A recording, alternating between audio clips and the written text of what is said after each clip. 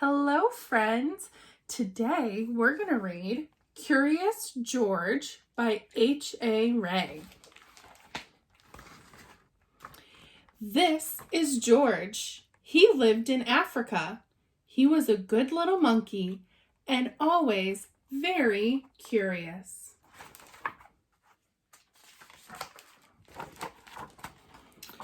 One day, George saw a man. He had on a large yellow straw hat. The man saw George too. What a nice little monkey, he thought. I would like to take him home with me. He put his hat on the ground, and of course, George was curious. He came down from the tree to look at the large yellow hat.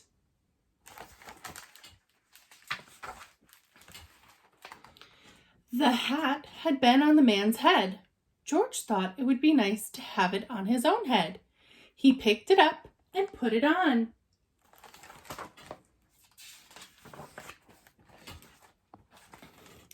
The hat covered George's head. He couldn't see. The man picked him up quickly and popped him into a bag. George was caught.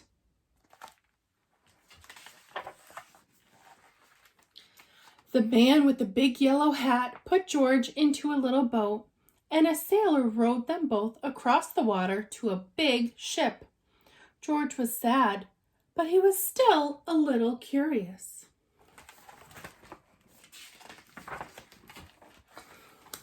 On the big ship, things began to happen. The man took off the bag. George sat on a little stool, and the man said, "George, I am going to take you to a big zoo in a big city. You will like it there. Now run along and play, but don't get into trouble."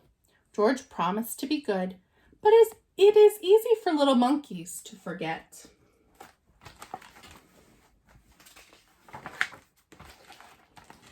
On the deck, he found some seagulls. He wondered how they could fly. He was very curious. Finally, he had to try. It looked easy, but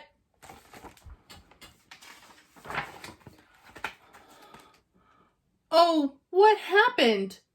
First this, then this.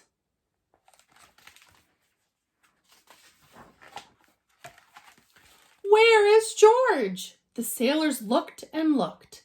At last they saw him, struggling in the water and almost all tired out.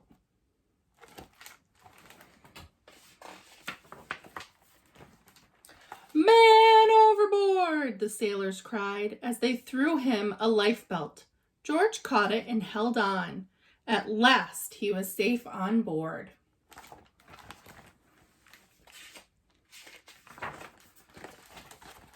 After that, George was more careful to be a good monkey until at last the long trip was over.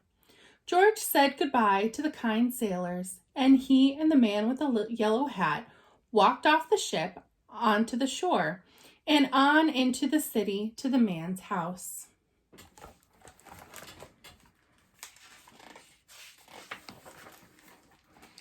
And after a good meal and a good pipe, George felt very tired.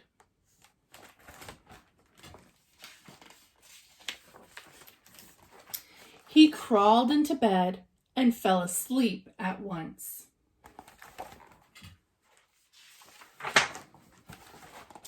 The next morning, the man telephoned the zoo. George watched him. He was fascinated. Then the man went away. George was curious. He wanted to telephone too. 1, 2, 3, 4, 5, 6, 7. What fun!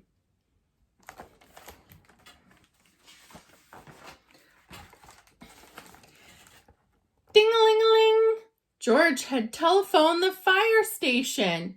The firemen rushed to the telephone. "Hello, hello," they said, but there was no answer. Then they looked for the signal on the big map that showed where the telephone call had come from.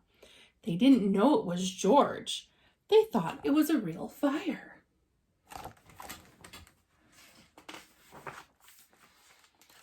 "Hurry, hurry, hurry!" The firemen jumped onto the fire engines and onto the hook and ladders.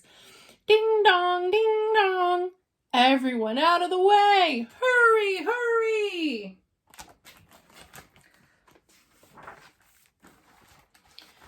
The fireman rushed into the house. They opened the door. No fire. Only a naughty little monkey. Oh, catch him, they cried.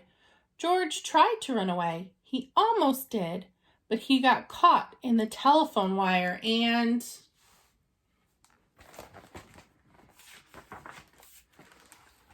A thin fireman caught one arm and a fat fireman caught the other.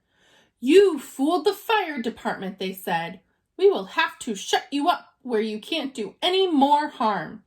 They took him away and shut him in prison.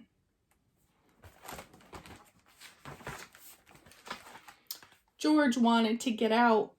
He climbed up to the window to try the bars. Just then, the watchman came in. He got on the wooden bed to catch George, but he was too big and heavy. The bed tipped up, the watchman fell over, and as quick as lightning, George ran out through the open door.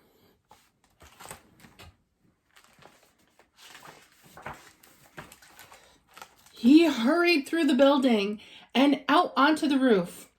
And then he was lucky to be a monkey. Out he walked onto the telephone wires, quickly and quietly over the guard's head. George walked away. He was free.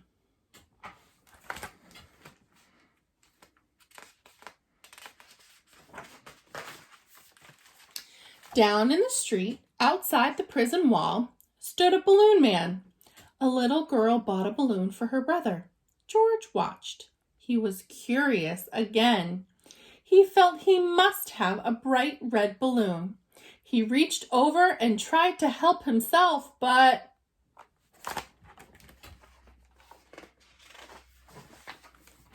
instead of one balloon, the whole bunch broke loose. In an instant, the wind whisked them all away, and with them went George, holding tight with both hands.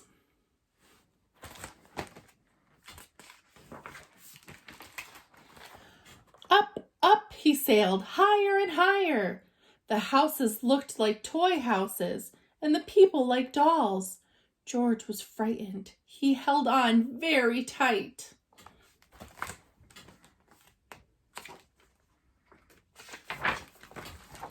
At first, the wind blew in great gusts. Then it quieted. Finally, it stopped blowing altogether. George was very tired. Down, down he went, bump, on top of a traffic light.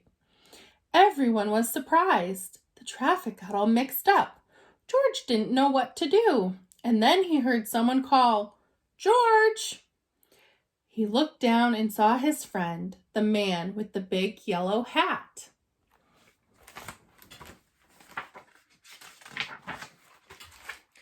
George was very happy. The man was happy too. George slid down the post, and the man with the big yellow hat put him under his arm. Then he paid the balloon man for all the balloons. And then George and the man climbed into the car, and at last away they went.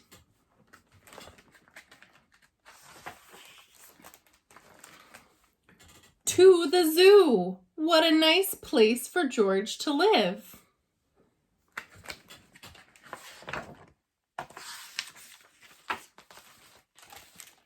The end. So what do you think? If you came across a monkey, would you want to take it home as a pet? Or do you think it would get into a lot of trouble just like Curious George does? You can talk about it with your family or write about it in your journal. See you tomorrow.